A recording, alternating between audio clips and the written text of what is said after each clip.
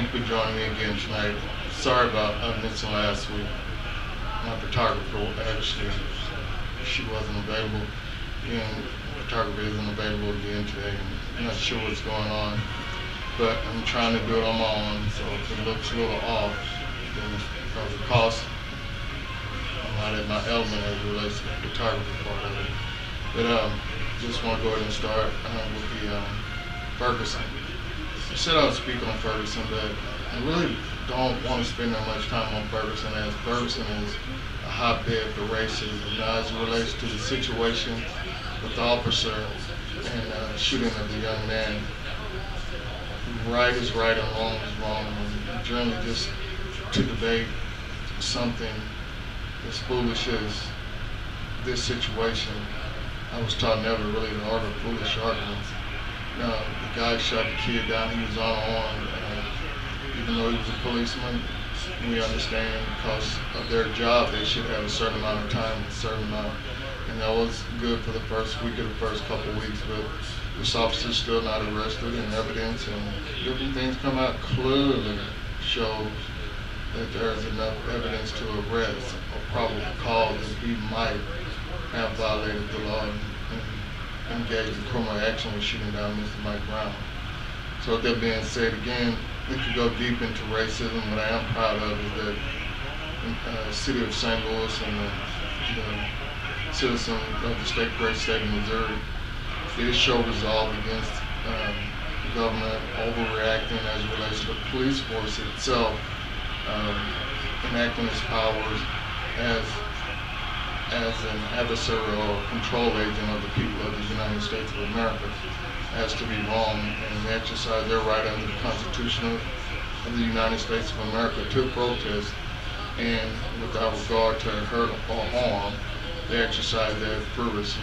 And from what I'm understanding, they're still in the process. I hope we can find some kind of peaceful resolution soon, so we can move on to the next situation. What we really need to do, what I really like to talk about, is the empowerment of the people. Most of the rage is because of the feeling of despair, the feeling of hopelessness in the United States of America, which tend to lead the psyche of the big majority of the African American community to believe that we will never be accepted in this country. But at the end of the day, that is a psychological and that's a mental, breakdown, or however you said. I'm sorry, lost the words here. At the end of the day, you don't have to be accepted for what you are. If you are an American citizen, if you're born here in America, that makes you an American. We're not new citizens coming over looking to be naturalized. We're 4, 5, 6 generation Americans. Our parents paid taxes, our grandparents paid taxes, our great grandparents paid, our great-great-grandparents paid taxes and built this nation. We are Americans, and we must understand that at all costs. And once you understand that, then you have the history of America, which can also break down the psychology of the mental state of the African Americans. Now, it's all how you look at the story. You must read the story.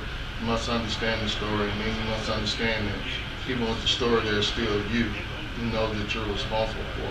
You must take responsibility for yourself, and must take responsibility for your action.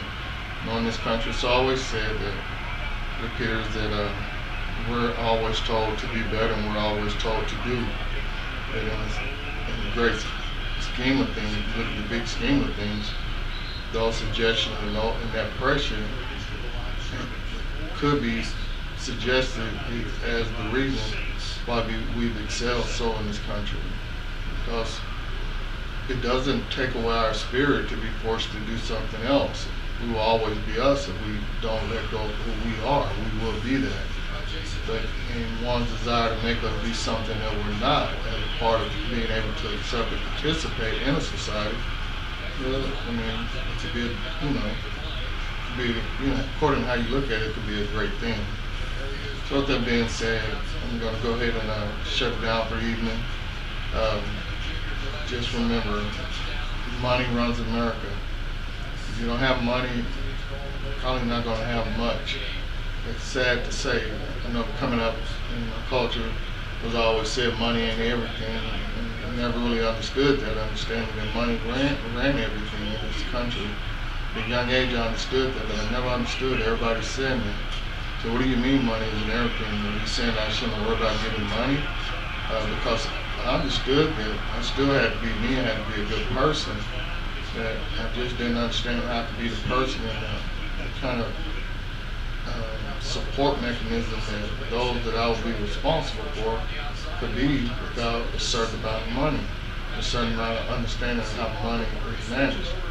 Now, quick money goes quick.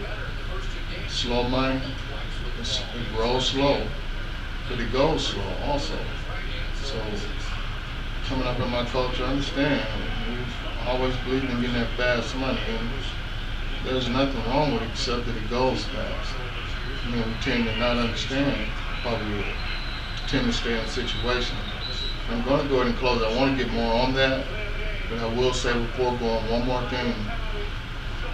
One of the main reasons that we don't manage money well is the ones who learn how to manage money is not teaching us. They're not bringing it back. They're not making us understand. And I also want to make the wealthy understand it was not part of the understanding of your forefathers and your ancestors that broke their back in the struggle. They weren't slaves, they were whipped, they did everything to one day understand that maybe their grandchildren and their great-grandchildren would have an opportunity to make up for the things that they didn't have and do the things that they weren't able to do and build this great African community in America. It wasn't designed for you to leave the African American community and then come back and visit and then look down upon it and, hand out kibbles and bits as if you're doing something. You are the community. You are the community. And if you don't support the community, then the community won't be supported. I just want to end there, and I'll come back next week. And thank you so much for joining me this evening. Thank you again. God bless America. God bless the whole wide world. And we fight for the right to unite the right.